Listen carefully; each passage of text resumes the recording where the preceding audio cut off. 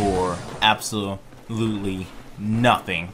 Hey, how's it going, people of the internet? My name is Creation, and today in this video I wanted to talk about grenade spam because DICE is finally deciding that they have had enough and they want to make grenades very special and easy to adore. Well, you shouldn't be adoring a grenade too long unless it's a hand flare. Hand flares look amazing in this game, by the way. Not many people run them, but I'm actually running them. Maybe the fact that they're absolutely useless contributes to that factor. But like I was saying earlier, grenades and general explosives have caught a major nerf in the community test environment, and DICE is changing the direction that they want to go with the grenades. So they have increased the time it takes to pick up an explosive from an ammo crate for most of the explosives by 3 times. Now, the reason they did this is because in close quarters maps such as Metro and Operation Locker, we all know that guy who will just sit on an ammo crate and lob grenades through a doorway. Now this doorway usually is by a choke point and no one can get through this choke point. So they're trying to encourage people to actually go out and use their gun. Now personally, I haven't been able to test how this new change affects gameplay because most of the CTE servers are terribly depopulated, and I totally understand why. The CTE players are usually way better than the stock Battlefield 4 players, and also there's really no incentive to play CTE except if you want to help fix the game or play a better game. But like, who needs that, right? Give us more battle packs and we'll be there soon. But in all seriousness, I really don't know why more people don't play CTE. It's in a way better state and it feels amazing. But something that makes this game even more amazing is that they reduce the capacity of how many RGO impact grenades you can carry from 2 to 1. And also the V40's caught a nerf from 3 to 2. At first I thought it was a bit silly, but I totally understand. DICE definitely wants you to kind of appreciate your grenades and use them at a tactical time. That way we see less people lobbing them for a hope of giving a kill and actually using them to flush enemies out of a crawl space or use it as a diversion to move up. Now, I will have a link to the patch notes in the description below so you can see all the grenade changes that are going to be made and probably coming to the stock game very soon. You can also see some of the collision cleanup that they're doing, so no longer you collide with team players. And also, you probably know that weird glitch where you shoot around a corner and your bullets go into whatever wall was closest to your gun, even though you're clearly peeking that corner. They're also fixing that finally, which I feel is a great step in the right direction. But remember, hand flares, what are they good for? You cannot probably think of a reason that doesn't involve disco.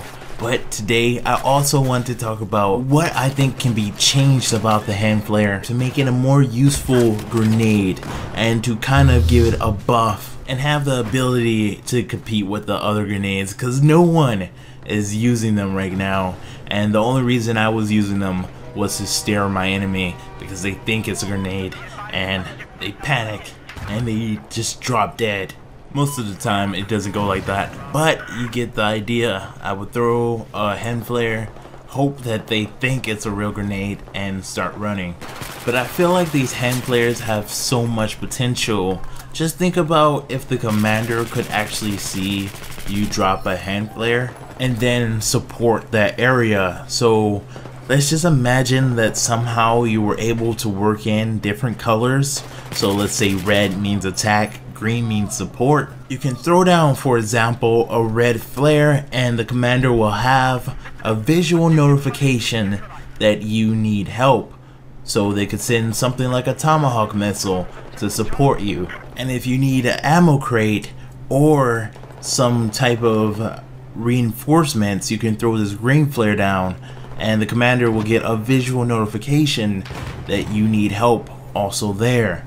Now, the reason I really like this system is because it gives the commander a visual perspective of what's going on and who needs help where, and how should they balance their limited supply. And I know some may argue that the SWAT leader of each SWAT has kind of this command request for the commander, but I do not feel like that's enough, because most of the time the commander doesn't listen to me, or I don't listen to the commander. And it's not because I do not want to listen to the commander, but there is really no notification that the commander has sent me a command. And when I'm playing commander, there's really no notification that a SWAT needs help, especially when you're dealing with multiple SWATs. So I feel if you were able to see the flares on the minimap of your commander tablet, you would know who needs what where, and also it opens up the ability for anyone to use those commands. Now there's also one more flare that I want to throw in, and that is a transport flare.